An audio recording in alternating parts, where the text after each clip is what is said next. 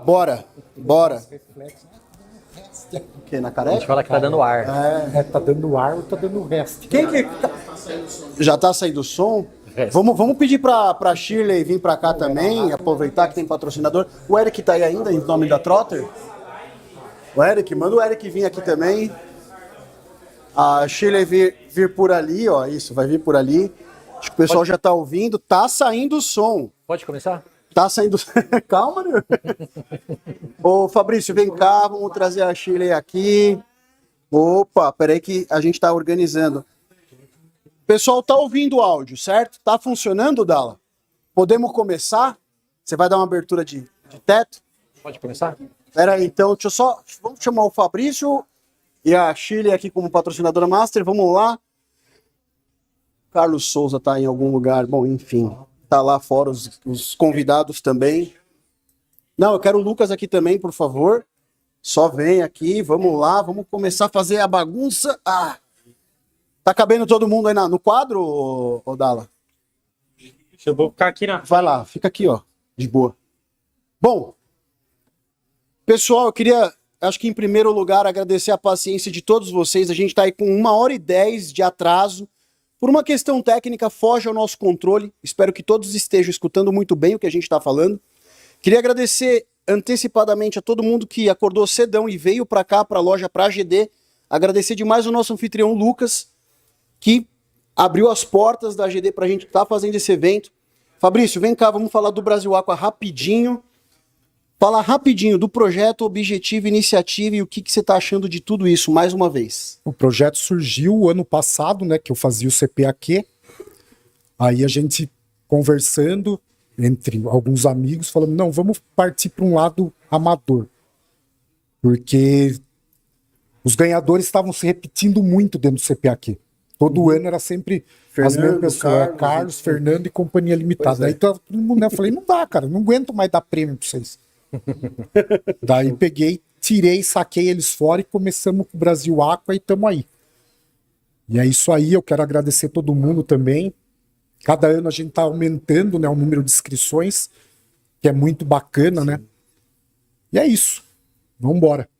Show de bola. Então, Fabrício, obrigado. Agradecer aos 111 inscritos nas duas categorias, tanto futuros profissionais como amor pelos aquários, e trazer aqui a Shirley, nossa patrocinadora master da Aquática Brasil. Shirley, fala o que é o Brasil Aqua para vocês, a iniciativa, como que a Aquática, como uma grande importadora que traz diversas marcas e que possibilita o hobby no nosso país, atua. Mensagem para o pessoal que está em casa. Pessoal, é um prazer participar novamente. Assim, para a gente é muito, muito legal ver esse crescimento da aquarismo. A Aquática conversa muito com essa questão do iniciante, né? O nosso canal é muito voltado para isso. E quando o Fabrício veio com essa ideia de fazer um novo concurso para trazer mais gente, a gente ficou muito feliz. Tem um retorno muito grande para a gente gosta muito de participar.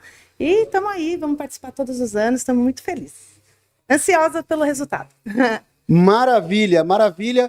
Agradecer também, gente, rapidinho aos demais patrocinadores. Aquaplant, Shihiros Brasil, Chácara Takeyoshi, Ecofish, Fazenda Submersa, Florap, o Edu tá aqui, Grupo Sarlo, Maxi Brasil, Meu Mundo Aqua, Microbe Lift, Netleia by Drop, Oceantec, ainda bem que tem um monte de patrocinador, vou tomar um ar. Plantados, Photomaster, Plant Farm, Plant Pro, ProdBio, Signature Aqua Botânica, City, Use Aquascape e também a W Fish. E agora eu vou chamar o Lucas aqui. Lucas, vamos lá. Para você, assim, a GD, uma loja que tem aí basicamente 2 meses. 2 meses de vida, já um segundo evento. Qual a sua expectativa? O que você espera e como você pretende agregar ao hobby com a sua loja e tudo que você está fazendo? Cara, a minha maior expectativa para a loja é justamente agregar o hobby, trazer toda essa ideia do paisagismo, do quadro vivo para arquitetas, para apartamentos. Então a gente está fazendo o possível aí para trazer tudo isso aqui para São Paulo, para essa região aqui é muito de água salgada, né? Muitas lojas de água salgada. Então esse tema do plantado tá ficando cada vez mais forte aqui em São Paulo, né? Mas é isso aí, cara. Então é isso aí, plantinha, água doce, vamos discutir parâmetro. E aí, pessoal, então, Lucas, muito obrigado. E eu vou chamar o Du aqui. O Maurício está em algum lugar, tá dando tchau, tá atrás do balcão, tá? Vem que a gente vai ter muita coisa para fazer. Du, você tá com o microfone próprio. Bom, Edu Fonseca, um representante aí, um dos patrocinadores Florap. Du, conta pra gente a proposta da montagem do aquário Low Tech, que a gente encontra total aderência ao projeto Brasil Aqua, que é um projeto para amadores, né? Embora os nossos últimos amadores já se tornaram aí profissionais, porque com tudo que eles receberam de prêmios, eles estão participando dos concursos nacionais e mundiais, que é o nosso objetivo, Brasil Aqua ser uma porta de entrada. Então, conta pra gente o que você vai fazer agora nessa introdução de live de aquário Low Tech. A gente vai separar as plantas ali e vai começar a trabalhar atrás de você. Agora a cena é sua. Gente, muito obrigado. E olha só, por volta aí de meio-dia e meio, meio-dia e 40, a gente vai anunciar os ganhadores. Isso continua na programação. Bora, Du, você. Valeu. Tá funcionando aqui já o microfone, né? Só um teste. Teste. Fechou. Bom, galera, quando a gente planejou esse momento aqui, né, dessa abertura, o pessoal falou, qual o tema que a gente vai falar lá, Edu? O que você sugere? Vamos falar de planta? Vamos falar de fertilização? Vamos falar de química? Eu falei, não, vamos mudar um pouquinho esse disco. Vamos falar de alguma coisa que traga mais gente para o nosso hobby. A gente precisa disso, né, hoje. O nosso hobby, ele é muito pequeno. O nosso mercado, ele é muito pequeno. Dá para crescer muito mais. A gente tem um... Deixa eu vir atrás do aquário aqui. A gente tem um potencial muito, muito maior para crescer no mercado. A gente vive num país tropical gigantesco, continental. A gente tem a maior fauna e flora aquática do mundo. Se não é a maior, com certeza é a segunda maior. Então por que o nosso mercado não pode crescer mais, né? A gente tem essa paixão pelo ambiente aquático nesse país. Só que o que impede das pessoas entrarem nessa loja, uma loja como essa, e investirem, por exemplo, 20, 30 mil reais num aquário de 120p, né, de 120 centímetros de comprimento? É o valor. Não porque as coisas exatamente sejam caras, não necessariamente por isso, mas do consumidor enxergar valor, enxergar necessidade de um projeto desse. Então é muito difícil a gente convencer as pessoas de que uma luminária, que seja a Netleia, da Chihiros, da Oceantec, custe mais de R$1.000, às vezes de 2.000, às vezes de 3.000 reais. Como que a gente convence o consumidor, convence o cliente de que é assim, e é isso que as coisas custam? Como que a gente convence a pessoa, o consumidor, de que 10 litros de um substrato fértil custa quase 500, às vezes passa de 500 reais?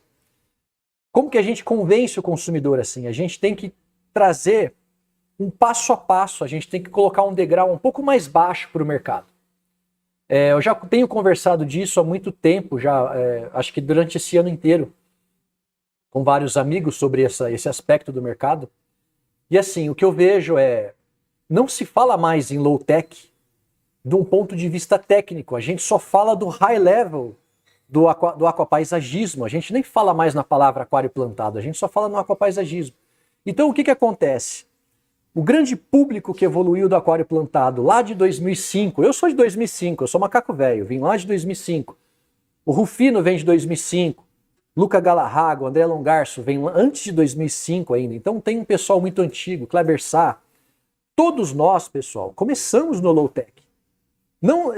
Se não foi exatamente do low-tech como ele é hoje, num certo aspecto do low-tech.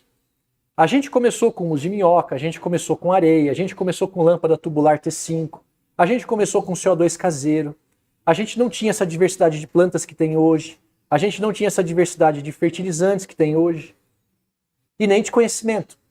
Então, nós que começamos de lá de trás, nós tivemos uma certa escola para chegar até onde nós estamos hoje.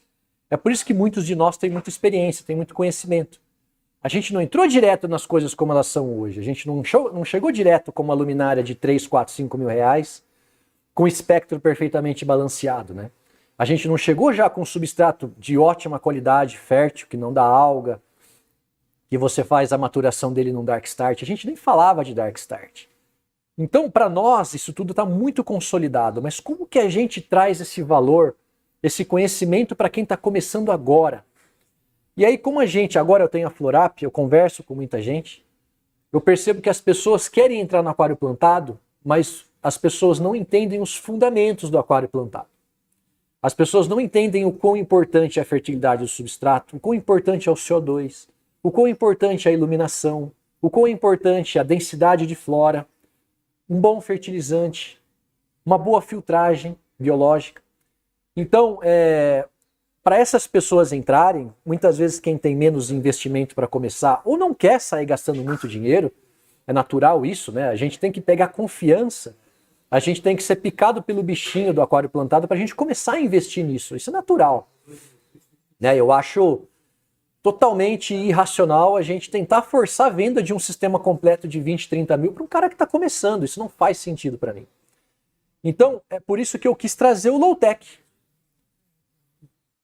Com toda a carga de conhecimento que eu tenho, eu vou falar de low-tech hoje. Mas a maneira técnica, a maneira correta da gente começar um low-tech que tenha mais chances de sucesso. Né? Um low-tech que seja sustentável.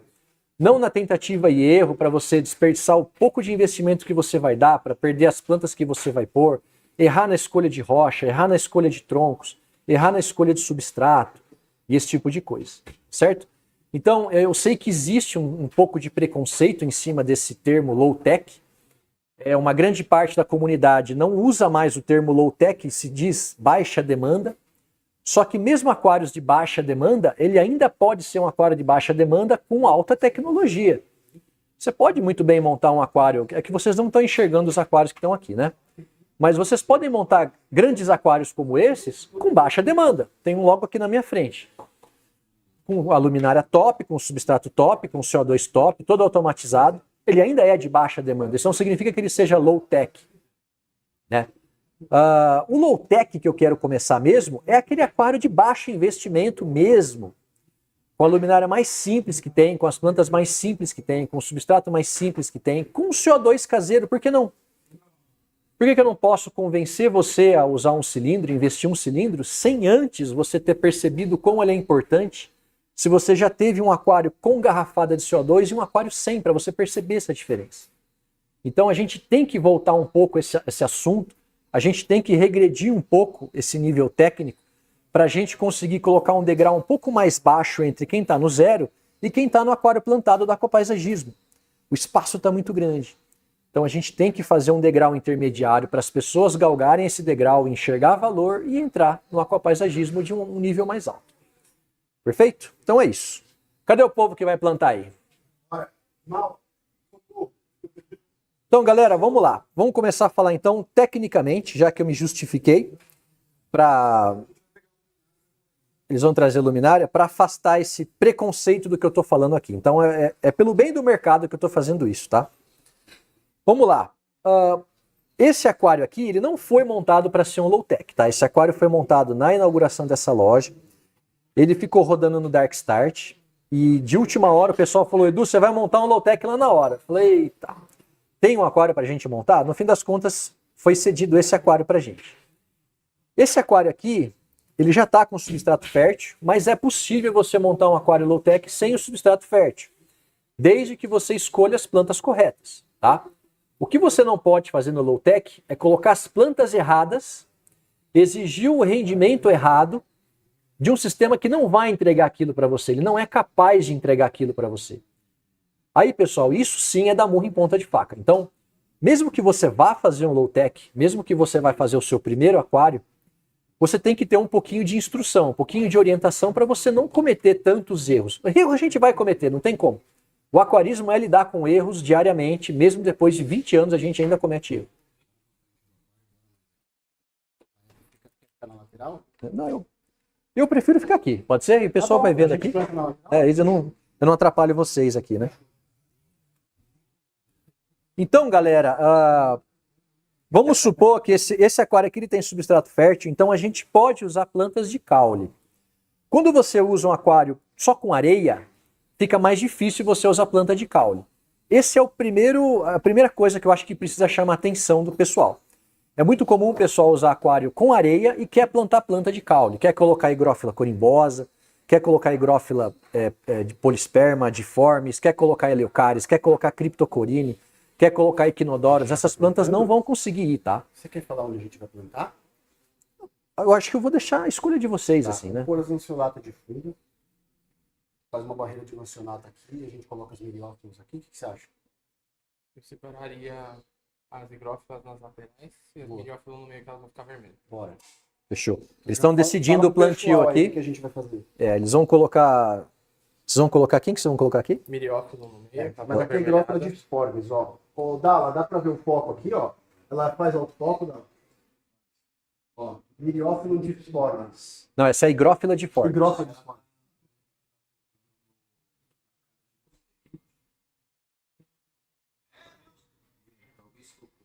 Oi? Talvez focou. Não, beleza.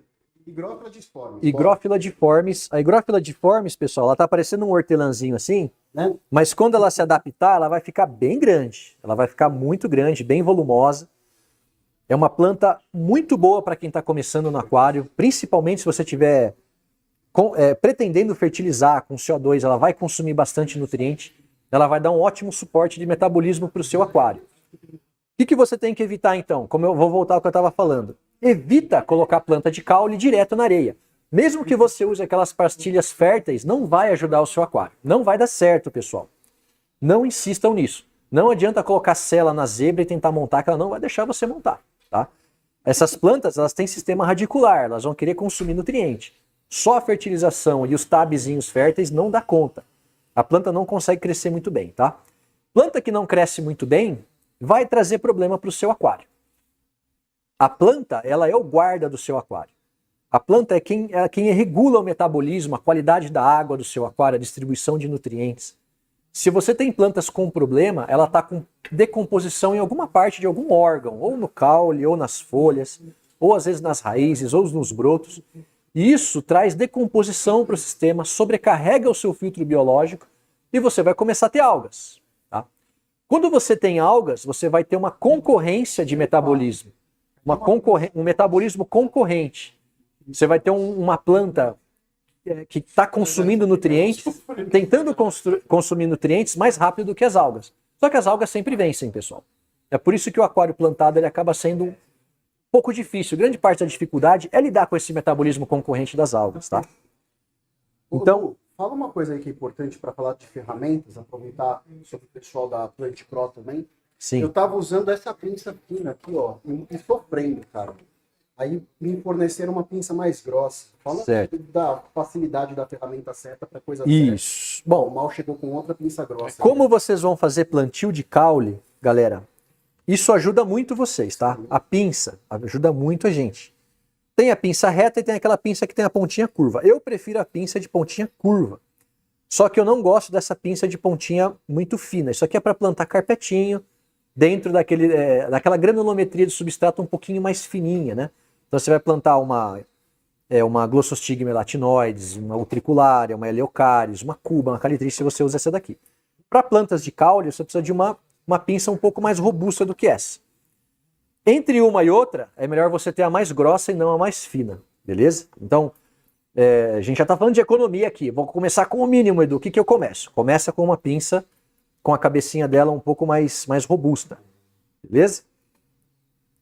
Então essa daqui é da família de ferramentas da Plant Pro. Eu particularmente substituí todas as minhas tesouras, que era da antiga Aqua Amazon, com a Plant Pro. São legais, eu gosto muito. Vou mostrar para galera que a gente estava aqui com a miriófila, uma progressiva. A miriófila ela ainda está no formatinho emerso dela, né? Ela vai dar uma adaptadinha, ela vai ficar um pouquinho mais gordinha. Vocês vão colocar ela aqui no meio, né? A ideia é por no meio. Porque ela vermelha um pouquinho, né? Fala aí, Mal. O Du fala, pô. Tamanho tá vindo. Tá vindo bastante. De quem que é essas mudas aí? Pro pessoal. Da chácara, né? São da chácara Takeyoshi. Gente, a chácara Takeyoshi, quando é período de verão, olha como vem o vaso. Isso é uma coisa muito legal de levar em consideração, tá? E assim, a gente tem a opção de plantar ela inteira para vocês verem o ramo todo, só que isso também acaba sendo um desperdício, porque a parte emersa, essa aqui que está crescendo fora d'água, ela vai morrer. Então a gente tem também a opção de cortar e plantar fragmentos, tudo na mesma altura, mais ou menos, tá? Boa. Vou comentar sobre isso. Então, ó, dica do Merati aqui, ó. Quando você planta a planta, ela vem do estado emerso, ela vem muito comprida, né? Se você plantar tudo isso, todo esse trecho da planta vai ser descartado. Então, o que eu particularmente gosto de fazer? Eu planto e eu deixo só um toquinho para fora da água, tá? Eu nunca deixo tudo isso, porque isso aqui vai ser muita morte, muita decomposição dentro do aquário. Quando você tem só um toquinho, você já estimula que isso daqui faça o adensamento de brotação, beleza? Se você plantar, corta ela no meio e planta ela assim, tá curtinha, certo? Não deixa a cabecinha dela, corta a cabecinha fora. Deixa sempre sem a cabecinha. Por que sem a cabecinha? Porque a ponteirinha do broto, ela respira mais do que o resto da planta. Tá? A pontinha... Para, a galera lá aí, né? Os quinta série não aguentam. Mas vocês cortam a cabecinha, tá bom? Beleza? Porque a ponteirinha consome muito nutriente. Então é melhor você cortar essa parte fora para que a planta tenha mais energia para enraizar e não para fazer o brotinho agora. A prioridade, pessoal, quando a gente planta as plantas é que elas produzam raízes. A prioridade não é tanto que elas cresçam a partir do broto, a prioridade é mais que elas se enraizem. Se a planta dispara broto sem a produção de raiz, ela vai vir fraca. Aí ela vai começar a apodrecer o caule. Então isso também é um pouco comum. Ela começa a rebrotar, os brotos estão vindo bonitos, mas por alguma razão, muitas vezes por substrato que não é fértil o suficiente, não tem boa qualidade, o caule vai apodrecendo de baixo para cima e os brotos continuam crescendo até que você perde a planta. Não dá tempo desses brotos crescerem o bastante para você podar e replantar, e você acaba perdendo a planta, tá? Então nunca deixem a ponteirinha na planta. Show? Falando de substrato, deixa eu ver. Substrato arenoso. Edu, você sugere usar humus de minhoca? Eu não vou sugerir você usar humus de minhoca porque ele traz um monte de problemas. Eu já usei bastante, eu já gostei bastante, deu muitos resultados para mim, só que a gente tem soluções muito melhores do que o humus de minhoca hoje em dia. Se você quiser usar, use. Passe pelos problemas, adquira cicatrizes de usar um humus de minhoca, que você vai ter esse tipo de problema, você vai entender do que a gente está falando, aí depois você vai ver o valor no que tem um substrato fértil. Isso é natural dentro do nosso hobby, beleza? Se você usar o humus, beleza, você pode plantar a plantinha, vai dar show de bola, tá? Por que a gente não gosta do humus? Por que eu não gosto do humus? Ele parte o aquário muito bem, com muita força. Só que com o tempo, é natural que o humus ele vá subindo na camada da areia e chega uma hora que ele vai alcançar a sua coluna d'água. Mesmo com 5 centímetros de altura? Mesmo com 10 centímetros de altura. Ele vai chegar lá, tá? E essa carga orgânica do humus, ele continua em decomposição debaixo da areia, formando um monte de gases, anaerobiose e tal. Quando isso alcançar a sua coluna d'água, ele vai trazer um problema de algas que não tem como solucionar. Você não vai conseguir salvar o aquário, tá? Então, se você puxar uma planta da areia com humus de minhoca, cara, às vezes você acaba com o seu aquário numa manobra besta dessa daí. Então, o humus ele é bacana para quem quiser começar a ver planta crescer. Você vai ver planta crescer, você vai ver planta explodir no crescimento. Só que mais cedo ou mais tarde você vai lidar com esse tipo de problema, beleza? Vamos falar de iluminação? Quem quiser plantar essa aqui, ó, tá até murchinha já. Iluminação para um aquário desse. Como que a gente ilumina um aquário desse? Edu, qual é a melhor luminária para esse tipo de aquário? A mais simples que tiver. Tente a mais simples que tiver. Para essas plantas que a gente está colocando aqui, elas vão tolerar essa iluminação. Uma coisa que a gente tem que abrir mão no low-tech. A gente tem que abrir mão, pessoal, avermelhar a planta. Avermelhar a planta é o último nível do aquapaisagismo, do trato com as plantas. Não é fácil ter planta vermelha com saúde, galera, por muito tempo, de uma forma sustentável, podando e rebrotando. Por que é difícil? Porque a gente tem que estressar a planta se cansa mais rápido e a gente perde essa planta mais rapidamente. E quando a gente não tem tanta experiência, a planta começa a apresentar problemas, a gente não identifica esses problemas e o aquário começa a ter problemas só por causa daquela planta que você está tentando avermelhar.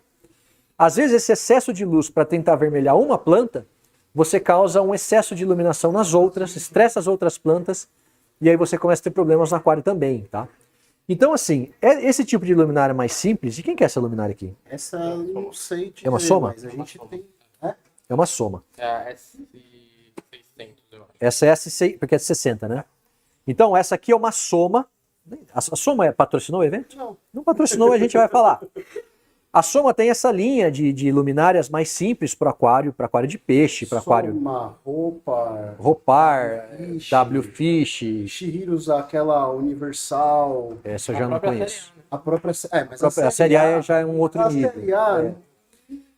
Mas tem. A Soma, eu acredito que ela seja mais popular porque eu escuto mais gente falar sobre ela, tá? O pessoal tem mais acesso, o pessoal me traz mais dúvidas sobre a Soma. Para esse aquário aqui, galera, a Soma atende. A Soma vai tocar, vai mandar bem para você começar o seu aquário. A partir daquilo que você não gostar da iluminação no desenvolvimento das suas plantas, investe numa luminária um pouco melhor, que já tem um pouco mais espectro vermelho. O que faz a qualidade da iluminação para fotossíntese é quanto mais espectro vermelho e azul ela tiver. Só de olhar no reflexo aqui, ó, eu consigo ver que ela tem alguns LEDs azuis, alguns LEDs vermelhos, alguns LEDs verdes e muito LED branco, muito LED branco. Esses LEDs brancos, eles têm uma predominância no espectro verde que não é útil para fotossíntese, é mais para iluminar só o aquário. Para a planta fazer fotossíntese, tem que ter o espectro vermelho e azul, tem que ter, galera, isso é obrigatório. Não é potência de luminária, você não vai conseguir compensar. Ah, eu estou com uma luminária um pouco inferior para minhas plantas, então eu vou compensar com mais luz. Não vai dar certo. Não adianta você colocar 10 Soma aqui para colocar planta de alta exigência, que não vai dar certo, tá? Você tem que colocar uma luminária já com outro padrão de distribuição espectral. Mas para essas plantas mais simples, para plantas verdes, para núbias, para bucefalandras, para musgos, até criptocorines, uma luminária mais simples já dá para você começar. Quer falar do espectro? Essa tem aqui na caixinha na lateral o espectro. Show de bola, ó. Ô, Dala, Essa daqui, ó, é uma luminária da W-Fish. Eu nunca usei, mas eu vejo muita gente usando. E o pessoal tem apresentado também resultados bem interessantes com ela. Olha só, ela é RGB. Então quer dizer que R de red, o G é de green, tá no azul aqui, né? E o B de blue, tá invertido aqui o G com o B, ó. Mas tudo bem. Então ela tem o espectro verde, o espectro vermelho e o espectro azul. Quando você olha aqui na distribuição espectral, dá para chegar mais perto aí, Dala, para ver isso aqui?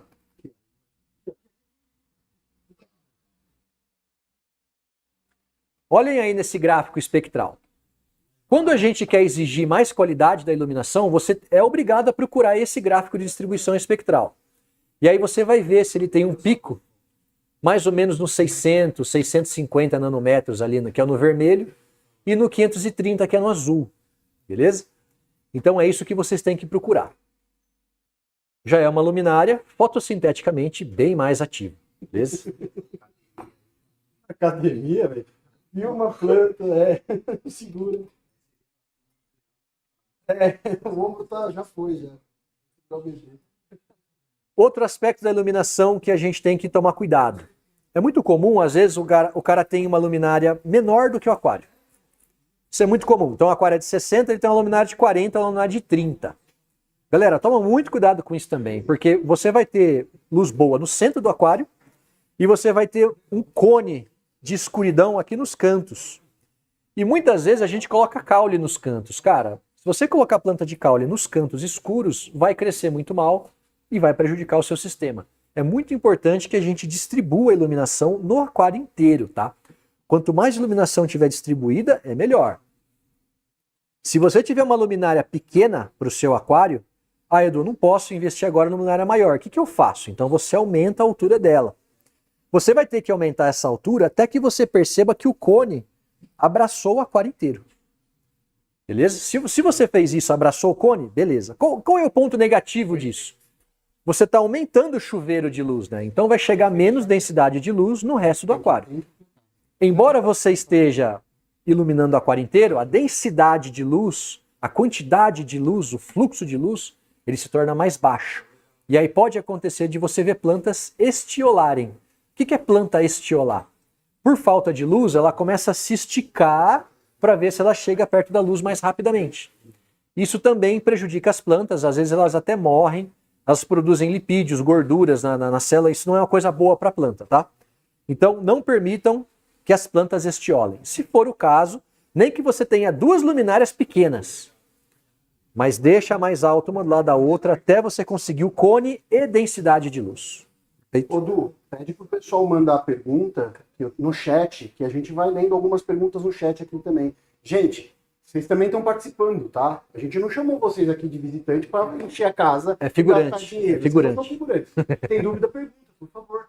Manda. Só que aí eu vou fazer Deixa eu assim. só falar assim, ó, pessoal, não sei se vocês estão ouvindo o Merati falar, né? Repete isso Porque aí. eu tô com o microfone aqui. Mas o Merati falou, ó, a gente tá vendo o YouTube, então se vocês tiverem perguntas, pode jogar no YouTube que a gente vai conseguir ler, beleza? Inclusive, você repete depois a pergunta do Fê. Manda ver. Vamos lá. Amiga, deixa eu falar uma coisa. Você está plantando essas dúvidas aí, né? A dúvida de iniciante. Você coloca ela no substrato ou deixa ela só submersa, amarrada em um Tá. tronco, numa planta? Como é que funciona? Melhor plantio para a núbia. É que essa daqui é a lanceolata. E essa a gente precisa enterrar. Ela vai tolerar, mas assim, o ideal é enterrar. Tá? E o substrato fértil da núbia lanceolata. As outras, Petit, Barteri, ela vai fixar no tronco. Só que essa daqui, se você colar ela aqui igual as outras, ela não vai ligar.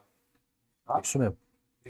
Bom, qual foi a pergunta, né, do Fernando? Fernando, né? Fernando perguntou, essa núbia lanceolata vocês estão plantando no substrato. Pode colocar numa pedrinha amarrada, não necessariamente enterrar no substrato? Foi essa a pergunta, né, Fernando? Bom, o Merati já respondeu aqui. A núbia lanceolata ela é um pouco diferente das outras anúbias. É diferente da núbia Barteri nana, Petit, pangolino. Essas outras anúbias a gente tem que amarrar numa pedrinha ou no tronco. A gente não pode enterrar o substrato. Tá? Às vezes ela até que não morre, mas ela vai crescer mais devagar. No caso da lanceolata, a gente tem que enterrar. Se você tentar amarrar a lanceolata, ela cresce muito mal. Eu mesmo já tentei e eu só fui descobrir isso depois de muito tempo, porque ela só ficava amarela e marrom, né? Fica marrom por baixo às vezes. Aí depois que eu comecei a plantar, ela começou a ir melhor. Então, ela é um pouco diferente das outras. Ela é mais parecida com uma jiboia, por exemplo, sabe? Então ela precisa de um pouquinho de solo nas raízes. Boa. Perfeito? Próximo aspecto do low-tech. Nós falamos de substrato, nós falamos de iluminação. Eu quero falar agora de CO2. Edu, precisa de CO2? Precisa fazer uma garrafada de CO2? Aí que vai. Começa a partir um pouco de seleção do que você fez de planta. Para esse aquário aqui, com plantas fortes, né? A lanceolata aqui, ela aguenta ficar sem CO2. Ela vai crescer bem mais devagar, mas ela aguenta. Bucephalandra aguenta, musgo aguenta, Cryptocoryne até aguenta, mas vai crescer bem mais devagar. Talvez Eleocaris aguente. Eu já tentei uma vez e não consegui, mas eu já vi gente conseguindo sem CO2. Vai muito do substrato também, né? Mas as plantas de caule sem CO2 é mais difícil. É mais difícil porque elas crescem muito mais rápido. Elas precisam de mais tijolinhos de crescimento. Quem faz o tijolinho de crescimento é o carbono. A vida é feita à base de carbono, as plantas também. Então a gente vai ter que fazer uma garrafadinha de CO2. Você vai ter que pegar se você não tem o cilindro, você pega uma água limpa, melhor que seja uma água limpa, não que seja uma água de torneira, uma garrafa PET, coloca um terço, aí depende do tamanho da garrafa, tamanho do aquário, um terço daquele quadradinho do fermento biológico Fleischmann, eu gosto do Fleischmann para fazer isso, na água e um pouquinho só de açúcar. Aí você pode colocar uma pitadinha de bicarbonato de sódio. Fecha a garrafa, faz um furinho na tampa, passa uma mangueirinha, passa uma cola quente em volta dessa mangueirinha, liga numa pedra porosa e coloca dentro do seu aquário. Você vai ver que com o tempo vai começar a fermentar esse açúcar por causa do fermento. E essa fermentação vai gerar CO2 que vai para dentro do seu aquário. Às vezes acontece da garrafa explodir, nunca aconteceu comigo, mas a gente vê acontecendo direto, né? Acontece esse tipo de acidente, dá aquele fedozão na sua casa. Mas para você ver as plantas crescerem com CO2, se você está começando, faça a garrafada, sinta a diferença, cara. Você vai ver como as plantas crescem. Você vai ver como que as coisas enraizam, como elas adensam. Você pode podar o seu aquário, elas vão rebrotar. Você não vai ficar com aquelas plantas amarronzadas, verde escuro, com as folhas tristes, o caule fino, né? Então é importante que tenha CO2.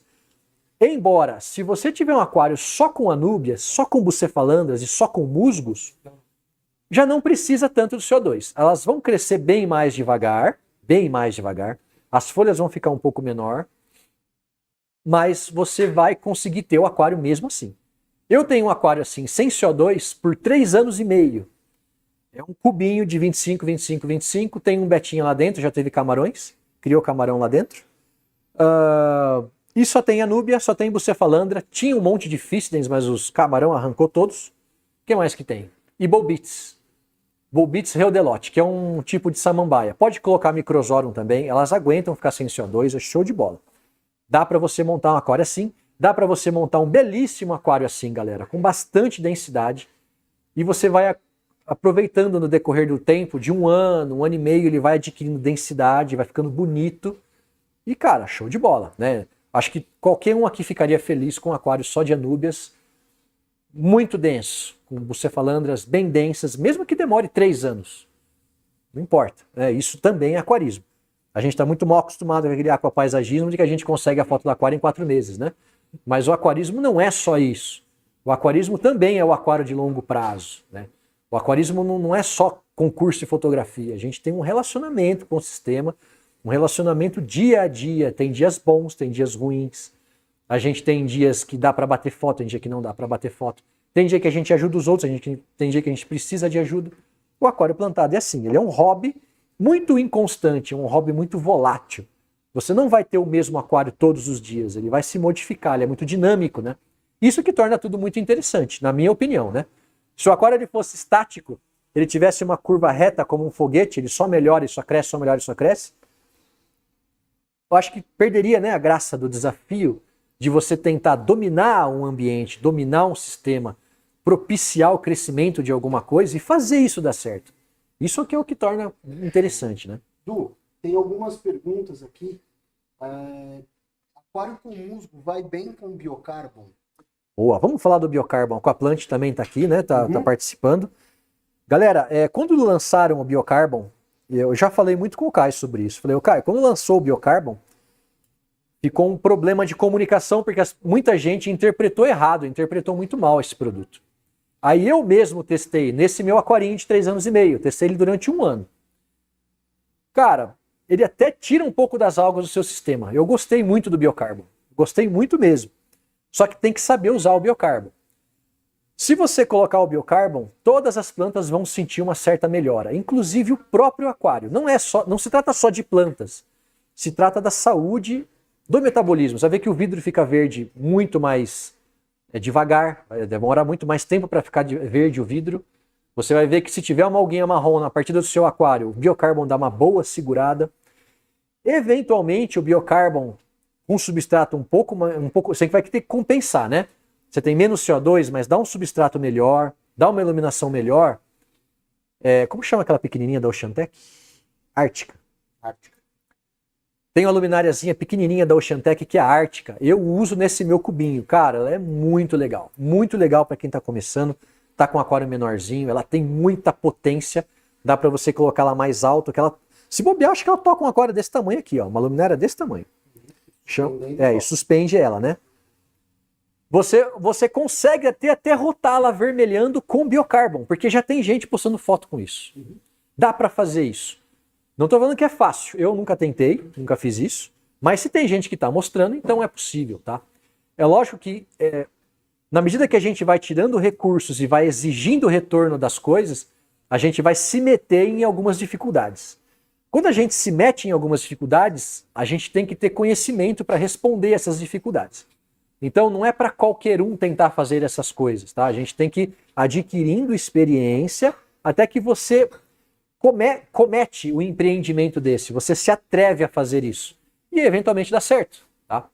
Uma outra coisa que eu vejo também, iniciante fazendo, no seu primeiro aquário, galera, é um baita tiro no pé. Tentar fazer bonsai de rotala, tentar fazer bonsai de Ludwig. Galera, não façam isso. Isso é coisa que aparece nos concursos de gente que tem um monte de experiência. A gente também não sabe como foi o andamento daquele aquário, a gente não sabe há quanto tempo aquilo está lá. Mas a gente está colocando uma planta de altíssima exigência, de um metabolismo muito rápido, sem substrato fértil, amarrado num galho. Então, e ainda quer avermelhar essa planta, né? Galera, pouquíssimas vezes eu vi isso dar certo, beleza? Não caiam nesse tipo de coisa. Façam o básico, faça primeiro funcionar. Mas, Edu, uma coisa, vale a pena música? Se vale a pena musgo para quem está começando. É legal, galera, ver musgo, porque ele cresce rápido, ele não morre tão fácil, ele fica bem verdinho, ele pega densidade. Só que cuidado com o musgo, porque como ele não tem metabolismo, ele não tem tanto consumo como uma planta tem, a gente acaba confundindo aquele volume de musgo com o volume de uma planta. O musgo é quase nada para o seu aquário, tá? Não considere o musgo como um agente metabolizante, vamos dizer assim. Ele não tem consumo. Essa é uma das dificuldades do musgo. Segunda dificuldade do musgo, ele acumula muita sujeira. E aí você é obrigado a podar o musgo também, é obrigado a limpar o musgo. Essa é outra grande dificuldade. Acaba aparecendo algas em cima do musgo também. Terceira dificuldade do musgo. Quando a gente poda o musgo, as folhas das plantas boiam. O musgo, ele desce. Então, quando você corta o musgo, ele desce para dentro do seu aquário, no substrato, ele se infiltra no meio das plantas, cara, vira um cacareco. Ele suja muito o seu aquário, tá? Então, o musgo, eu não gosto tanto dessa ideia de que o musgo é para iniciante, assim. O musgo é para quem está acostumado com aquela trabalheira de cuidar do aquário plantado, porque o musgo ele dá um pouco de trabalho de manutenção, beleza? Du, uma outra pergunta aqui. Se essas anúbias não podem amarelar com uma luz muito intensa? Boa pergunta, galera. As anúbias não gostam de muita luz. E aqui, ó, o nível do substrato está bem alto, né? Ele está, acho que a metade, quase a metade da altura do aquário. É fácil a gente queimar a anúbia com excesso de luz. Mas para essa luminária aqui da Soma, eu acredito que não vai acontecer. Eu acredito que não vai acontecer. Se acontecer, ela não baixa a intensidade, né? Não, liga e desliga. Liga e desliga. Aí que começam as dificuldades, né? Se acontece de você começar a queimar a planta com uma luminária que não tem gradiente de regulação, você vai ter que dar um jeito de subir a altura dela. Você vai ter que dar um jeito de fazer isso. Pode mandar a pergunta. O tamanho do tanque, né, do vidro. Eu escutei que muito pequenininho é mais difícil. Boa. É mais difícil. Boa. Aí os grandes são mais caros. Assim, qual que é uma recomendação legal de tamanho? Por exemplo, eu não tenho nada, quero começar agora. Boa. Excelente pergunta do seu Robert aqui. O seu Robert perguntou qual é o tamanho ideal para eu começar. Quero começar agora. Qual aquário que eu compro? Turma, a gente está falando de low-tech, tá? Menor do que 45 de comprimento, eu acho muito pequeno. Não vão nessa ideia do cubo. O cubinho ele é muito, muito pequeno. Ele é muito instável. É muito difícil de você manobrar. Cabe muito pouca planta. E aí, se você tiver meia dúzia de peixinho ali sujando, você não vai ter capacidade biológica para filtrar esse aquário. Então, pelo menos um 45. No máximo um 60. Esse é um 60, né? 60. Esse é um 60. 60, 35, 35. 60, 35 por 35 de altura. Esse aquário aqui eu já acho um pouco até grande para quem vai fazer o seu primeiro aquário low-tech. Eu acho um pouco grande, tá? Então eu acho que dá para pegar um menor ainda do que esse. Tem vários tamanhos, você vai encontrar de vários tamanhos. Mas nunca menor do que um 45. 45 vai dar uns 30 litros, né? 45 dá mais ou menos isso. Dá uns 30 litros. Nunca pegue menos do que 30 litros, galera. Eu acho muito pequeno, tá? E Du, vamos falar de filtro? Vamos falar de filtro. A gente pode usar esse tampão aí. Esse aqui. Esse aí. Bom, falamos de substrato, falamos de iluminação, falamos de CO2, Tipo de planta. falamos de tipo de planta e vamos falar então de filtragem. Para aquário low-tech, a gente pode usar esse tipo de filtro, que é um cesto que fica do lado de fora aqui, e os tubos dele ficam pro lado de dentro. Ele é como se fosse um canister, né? Ele é um canister portátil, né? Isso. Então ele é como se fosse um canister, ele é um filtro externo. A gente extrai a água do aquário, filtra num container e devolve para o aquário. Esse cara aqui é como se fosse um mini canister. Só que você também pode usar para um aquário desse tipo um Rangon. Vocês têm um Rangon aí? A gente pode mostrar um Rangon também. Eu quero mostrar para vocês o que é um Rangon. É o filtro mais comum que existe hoje e o mais em conta para quem quiser começar também. Ali, ó, tem um ali, ó. Essa caixa aí. Não, do lado. Isso. Esse aí, esse. Ah, esse é grande, vai dar pra ver. Boa. Mas dá pra ver. Aí, galera, ó. Ou vocês usam aquele que é externo, ou coloca esse que ele é pendurado no vidro assim, né? Olha, ele se pendura assim, ó. Aí ele extrai, faz a filtragem e devolve numa cascatinha. Então, um filtro desse também resolve para um low-tech. Dá para você começar tranquilamente com esse filtro. O que eu recomendo, tá, pessoal? Eu recomendo o seguinte: tirem as espumas, tire o carvão, você não vai precisar disso. Compre mídia biológica e preencha ele inteiro, 100% de mídia biológica. Isso aqui não tem tanto poder de nitrificação, isso aqui menos ainda. Então, eu prefiro sacrificar a filtragem mecânica para ter mais nitrificação, para ter mais bactéria. Bactéria só vai crescer em cima lá da cerâmica, beleza? Então eu prefiro que encha de mídia, que vai atender muito bem o aquário também. E aí você vai ter que manter limpo, né? Você vai ter que controlar a vazão. E cara, com esse sistema já vai dar muito certo. Já vai dar bastante certo o seu aquário. Se você seguir esse passo a passo, tomar cuidado com as plantas que você vai usar, a chance de você acertar é muito grande, a chance de você ter satisfação com esse aquário é muito maior. O que faltou a gente falar? Fertilizante? Uso fertilizante?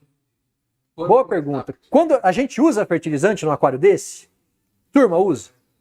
A gente pode usar muito menos do que se usa num aquário plantadão, né? Mas a gente ainda precisa usar.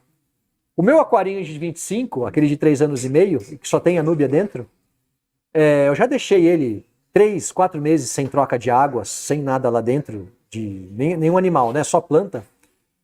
E ele começa a sujar o vidro, ele pega cianobactéria, ele pega a alguinha lá nas plantinhas, ele pega a peteca também.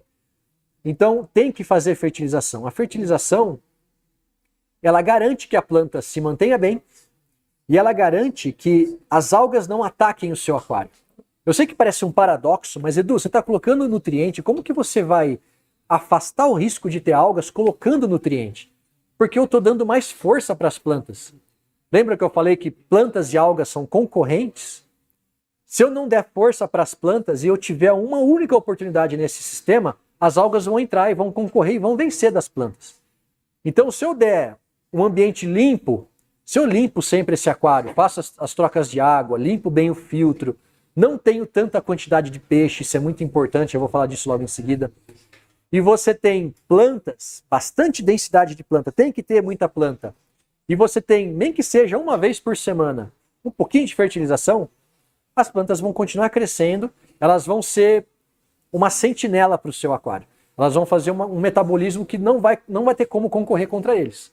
Afasta, não que é impossível você ter algas, mas é bem mais difícil que você tenha, né? Começa a dificultar para as algas. Fertilizante, que tipo de fertilizante que a gente usa? Cara, para um aquário desse, all-in-one. Não precisa ter tudo separado, potássio separado, nitrogênio separado, fósforo separado, nada disso. Você não precisa... Se você não tem CO2, você não precisa de um buffer, você não precisa de um agente que eleva o seu KH. E um aquário desse você não tem que acertar GH para 4, para 8, para 1, para nada. Você vai trabalhar com o GH que você tiver lá dentro e que vai dar também tudo certo, vai estar tudo tranquilo. Desde que você esteja fornecendo todos os nutrientes via fertilização. Então o all-in-one para esse tipo de aquário, Zé Fini, cara, resolve todos os problemas. Bom, vamos fechar com peixe, que acho que já começa a dúvida de algumas pessoas também. E peixe e rotina do aquário. Beleza. O Marcelo pediu lá de Portugal para falar da rotina do aquário. Vamos falar de peixe. Galera, cuidado com o aquário low-tech, porque a quantidade de peixe que você pode pôr no seu aquário depende de duas coisas. Depende da quantidade de metabolismo que o seu aquário tem.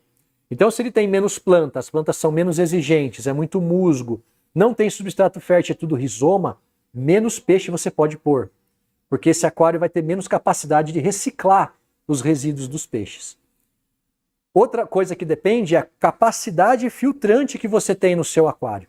Quanto menor o seu filtro, menos peixe você pode ter. Tá? Ah, eu quero ter muito peixe. Então, meu amigo, você vai precisar de um filtro, senhor filtro, e muita planta. Isso permite que você tenha mais peixe. Cuidado, então, com peixe muito grande. Cuidado com cascudo. Cascudo caga pra caramba. Ele suja muito o seu aquário, ele fuça muito o substrato. E ele atrapalha bastante, tá? Então, toma cuidado com o tipo de peixe que você vai colocar. Dê preferência para peixes algueiros. Dê preferência para o otocínclos, dê preferência para um lábio bicolor. Você pode colocar coridoras, você pode colocar os tetras, que são pequenos, são econômicos, né, na comida. Você pode colocar, como chama? O lápis trifaciatus, que ele come alguinho, ele sempre belisca. Rasbora. São peixes perfeitos para esse tipo de aquário. E gupe barra lebiste, barra barrigudinho. Pode pôr também, pode pôr também. Outra coisa que não pode cometer o erro, galera, é alimentar os peixes demais. Existe um cemitério de gente que morreu com aquário plantado, com low-tech, qualquer tipo de aquário, porque alimentou peixe demais. Ração de baixa qualidade, alimentação todos os... Tem gente que alimenta 3 vezes por dia, porque está escrito no rótulo das rações, né? Não tem como dar certo. Entrada de ração é entrada de proteína, de amônia, de gordura, isso decompõe no aquário, isso joga contra. Então você vai ter que alimentar uma vez a cada 3 dias. Os peixes aguentam isso tranquilamente. Existe comida dentro do aquário, galera. Se vocês pegam uma amostra de água aleatória, de qualquer ponto, perto do substrato, perto da madeira, da rocha, e coloca no microscópio, você vê um monte de microvida que eles comem isso. Show. Alguém tem mais alguma pergunta aqui antes da gente falar de rotina? Tem uma aqui, uma aqui. Vamos lá, rapidinho. Meu irmão sim, mas eu não. Verdade. Se eu tô encostando na minha rua e tem o que é mais indicado? Tem uma loja, tipo lugares, né? Boa pergunta. Galera, boa pergunta. Como que é o seu nome mesmo? Humberto. Humberto, irmão do peixe de AP, do Merati. Humberto Merati. Meu pai já voltou. Quem sabe meu irmão não começa. Não volta. Ele perguntou assim, eu tô andando na rua, achei uma pedra que eu gostei, posso pôr no aquário? Boa pergunta. Tem muita gente que faz coleta, né? Vai pro meio do mato, traz tronco, raiz, rocha, traz tudo. Traz areia, não sei o quê. Pode usar? Galera, pode usar. Faça o tratamento, né? Lava bem, água corrente. Tem gente que até desinfeta com cloro, depois usa um anticloro. Pode usar. O que eu acho? O que eu tenho? 2 pontos para tomar cuidado. Boa, vou falar disso. 2 coisas que você tem que tomar cuidado. Em relação à madeira, a madeira não pode ter casca. Não pode ter casca. A casca ela tem resina, ela vai se decompor, ela vai estragar o seu aquário. E a madeira não pode ter seiva. Então cuidado com a madeira que tem seiva. A madeira que tiver muito flexível, ela ainda tem seiva. Se você fizer um corte, ela tiver alguma coisa verde ou úmida, não pode usar no aquário. Isso aí, a madeira tem que estar seca e inerte. Segunda coisa para você tomar cuidado, rocha calcária. Rocha calcária vai disparar o seu cálcio vai subir muito. Esse cálcio vai se ligar ao fósforo e outros nutrientes e você vai ter um problema de distribuição de nutrientes e é muito comum que você tenha uma alga que a gente chama de green spot. O vidro vai ficar verde, as folhas das plantas vão ficar cheias de pintinha verde, as rochas, os troncos, fica tudo verde. E aí você vai ter que ficar fazendo um trabalho de reposição de fósforo. Como que você sabe qual rocha é inerte e qual rocha é calcária? Você pode usar um ácido. Só que se você usar um ácido muito fraco, tipo vinagre, nem sempre ele reage. A Florap tem um produto que se chama Calout. Qual câmera está mostrando? Aqui. A Florap tem um produto que chama Calout. Calout, ele é um ácido forte que eu desenvolvi ele para limpar o cálcio que fica na beirada do vidro, tá? Então ele é um ácido bem forte. Só que ele é útil porque você pode derramar ele um pouquinho na rocha. Se você vê a rocha fervecer, ela é calcária. Ela tem o pH mais alto. Se ela não é fervecer e só escorrer, show de bola, você pode usar tranquilamente. Não que você não possa usar rocha calcária. É que se você tiver no seu primeiro aquário mais iniciante e quer ter o mínimo de problema, a rocha calcária é um complicador a mais. Esse aquário aqui está usando basalto. O basalto ele é inerte. O basalto não solta nada na água, não mexe no pH, no KH, no GH, nem nada. Então eu recomendo o basalto para quem está começando. Só para complementar, né? Uma rocha simples, fácil de encontrar, né? Não dá tantos problemas. Boa. O basalto ele é barato, se acha em qualquer loja, porque ele é uma rocha brasileira. Né? Nós temos desde o centro-oeste, o sul da Bahia, até o sul do Brasil, é tudo feito de basalto. Então é bem fácil de encontrar o basalto. Mais alguma dúvida, pessoal? Vamos direto para a última dúvida, que é a manutenção do sistema.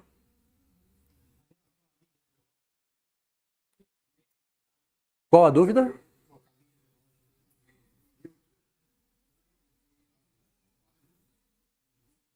Não, é o que eu disse, né? No caso de mídia biológica, eu prefiro que tire todas as espumas e encha tudo de mídia. Sem espuma. No Rangon também, só mídia. Só mídia. Vamos então para os cuidados de um aquário desse. Como que a gente cuida de um aquário? Qual é a rotina desse aquário? Quanto mais trocas parciais de água você fizer, melhor. Mais você drena os resíduos que o seu aquário não consegue reciclar, né? Então, você fazer uma troca parcial semanal de metade da água ajuda muito, já dá bem certo. Planta que tiver com folha seca, planta que tiver com folha destacando, tá morrendo, pessoal, elimina. Planta que não tiver bem do seu aquário, você elimina. Você não pode permitir que planta fique mal dentro do seu aquário. Não tente recuperar a planta ruim, porque muitas vezes ela não volta mais. É melhor você tirar essa planta e colocar a planta nova, tá? Isso afasta o seu aquário de problemas. E quando você faz a TPA, você raspa os vidros, né? Você pode limpar o filtro a cada... uma vez por mês, uma vez por mês, um mês e meio, você pode limpar o seu filtro, sempre com a água do aquário. Então, quando você for limpar o filtro, você faz a TPA, na mangueira que você está tirando a água, você põe as mídias numa peneira, num coador, aquelas peneiras de arroz, né? Lava as mídias, não precisa esfregar, não precisa pôr sabão, pelo amor de Deus, e aí você devolve para o seu filtro, beleza? E o que mais de manutenção? Acho que é isso, né? Tem mais duas perguntas aqui. Vamos ver se eu consigo ler aqui, ó. Quem fez essa pergunta foi o Marcelo Barros, lá de Portugal. Marcelão, se alguma coisa faltou que eu falei aqui, você manda para nós aí. Boa. Dala, o pessoal tá me ouvindo aí no microfone 2? Acho que tá, né? Tá? Beleza, então, ó. Edu, pergunta do Mets Damasio. Edu, e as criptos são exigentes quanto à luz? As da frente do meu aquário estão em pé e bonitas, e nas laterais, deitadas feias rente ao substrato. Pode ser excesso de luz? Uso essa da Soma. Tá. A gente tem que primeiro separar o que é planta indo bem de planta que não está no formato que a gente gosta. Isso é muito comum. Então, por exemplo, eu tô com Ludwig, ela não está indo bem. Deixa eu ver uma foto, ela só está verde. Não tem nada de errado com planta verde, pessoal. A planta não está sofrendo porque ela está verde. A planta não está sofrendo porque ela não pegou cor, tá? Uma coisa totalmente diferente. Inclusive, quando a planta pega cor, porque ela está estressada, não é porque ela está bem, tá? Às vezes a planta ela cresce para cima porque ela tem uma certa configuração de luz e às vezes ela cresce deitada por causa de outra configuração de luz, mas não necessariamente ela está indo mal. Não é porque ela não está do jeito que você gosta que ela está indo mal. Planta indo mal é planta perdendo folha, esburacando folha, rasgando folha, decompondo bulbo, isso é indo mal, crescendo muito devagar, a gente poda, ela não rebrota, isso é planta indo mal. Eu não sei em que nível que tá essas criptocorines que o amigo nosso falou ali, né? Mas, respondendo a pergunta dele, as criptos são exigentes em relação à luz? Não tanto. As criptos crescem na natureza em região sombreada, debaixo de árvores, em córrego, num lugar bem lamaçado. Se você vê o ambiente selvagem da criptocorine, é absurdamente inóspito, assim, é bem zoado, assim. No aquário ela vai super bem, com água cristalina, luz chegando, se você estiver fertilizando periodicamente. Só que o que eu recomendo para vocês, criptocorine bebe muito nutriente via raiz, muito. Ela tem um sistema radicular impressionantemente grande, denso e grosso, né? Então se você tentar plantar criptocorine na areia, não vai dar certo. Principalmente criptocorine. Você vai ver ela crescer devagar, mas ela vai crescer. Sem CO2 ela ainda aguenta, sem CO2 ela aguenta. Se pôr CO2, se pôr luz legal, substrato legal, fertilização, vira um pé de almeirão bem bonito. Boa. Agradecer ao Jorge Nobre que falou, dá uma borrifada de água nesse aquário, é verdade. A pergunta aqui do NHS Guerreiro. Para esse aquário, a dose do Striker é a do rótulo ou um pouco menos? Boa pergunta. Galera, quando a gente fala dos rótulos, subentende que aquela dose é para um aquário plantado de alta demanda ou um aquário muito consumidor, tá? O aquário low-tech não representa a grande população do aquário plantado, então não dá para a gente basear esse tipo de aquário para a dose do rótulo. Como eu já disse, se eu usar Striker nesse aquário aqui, eu vou usar ele uma vez por semana. A mesma dose do rótulo, mas somente uma vez por semana. A partir dessa dose, eu vou observar como que as plantas estão reagindo. Não adianta eu colocar muito fertilizante se eu não estou colocando muito CO2? Adianta eu ter muito ferro e muita janela e muita porta se eu não estou subindo parede? Eu tenho janela e porta sobrando. É a mesma coisa com nutriente, tá? Então, para ter muita fertilização, eu tenho que ter muito crescimento. Você vai ter que descobrir isso empiricamente no seu aquário. Boa. Tem uma pergunta aqui do Aquarismo Didático 3901. E eu acho que essa é uma pergunta bem interessante, porque ele cita uma espécie de planta que a gente curiosamente não usou aqui. E aí eu queria que você falasse, uma vez que você ajudou até na seleção das plantas. Edu, para o fundo do aquário low-tech, plantas do tipo Vallisneria seriam mais indicado? Ótima. Vallisneria é a planta perfeita para o low-tech. A Vallisneria ela tem um metabolismo diferente dessas plantas. Ela consegue absorver o carbono durante a noite. Ela faz a da fotossíntese de dia, ela acumula energia durante o dia, só que a síntese do carbono ela pode fazer à noite, porque ela tem um metabolismo chamado metabolismo CAM, metabolismo do ácido crassuleico, né? Então ela consegue fazer isso durante a noite. É excelente para o low-tech. Pode colocar Vallisneria, pode colocar Sagitária. Quem mais a gente pode colocar? Aquela Echinodorus Small Leaf, como que é? SP Small, ela vai crescer bem devagar, mas ela vai também. Boa. Tem aqui a pergunta do Evandro Luiz Pinotti 65. Gente, eu vou simplificar os links aqui, senão. Seria o caso de usar acelerador biológico na TPA? Costumo fazer proporcional ao volume da TPA. E aí, aproveitando a pergunta do Vale Escaper, Ricardia é exigente ou low demand? Não, Ricardia ela é low demand. Ricardia ela pode ser difícil de crescer, mas não tem nenhuma exigência específica para Ricardia. É um musguinho, né? Maravilha. E com relação aos aceleradores biológicos na TPA? Pessoal, pode ser. Eu não uso, tá? Não uso. Aí agora eu tô falando pessoal meu, tá? Eu não uso acelerador. Já usei há 20, 15 anos atrás, mas eu consigo conviver muito bem sem usar. Tá? Um aquário desse não é essencial que você use nenhum acelerador. O aquário seu não vai ficar pior porque você não está usando. Então dá para você conviver sem isso daí. Existem muitas outras coisas mais importantes, mais fundamentais que você precisa fazer e precisa realmente ter do que um acelerador biológico. Show. Paulo Henrique fez uma pergunta aqui muito boa, que envolve desapego. O que fazer quando temos duas plantas de crescimento rápido? Uma vai a todo vapor e a outra não vai. Galera, o aquário, ele é um time, né? Se você tem um jogador jogando mal, o que a gente faz com o Neymar? A gente arranca da Copa. Não deixa o cara jogar, pô. Porque o time não é 11 menos 1. O cara que não joga bem não é 11 menos 1. Você não joga com 10. Esse cara que joga mal, ele tira 3 caras de campo, ele prejudica todo mundo. A planta que cresce mal, a planta que está com problemas, ela vai não é assim, a gente pode crescer aqui e deixa ela para lá. Ela vai jogar contra você. Então nunca deixe plantas ruins no seu aquário. Show! Posso usar resina nesse aquário? Resina catiônica específicas? Galera, esquece negócio de resina catiônica, aniônica no aquário plantado, no aquário low-tech. Talvez faça algum sentido em 1% de aplicações muito específicas em que a gente tenha que sequestrar algum ambiente, alguma coisa, um metal pesado tóxico, mas não usa isso em aquário. A gente não usa isso. A gente acrescenta, a gente nunca tira. Show de bola. Ó, mandar um abraço aí pro Carrá no Ceará. Carrá falou, aqui no Ceará só tem Elódia. A gente sabe que não é verdade e a gente até pede uma coisa.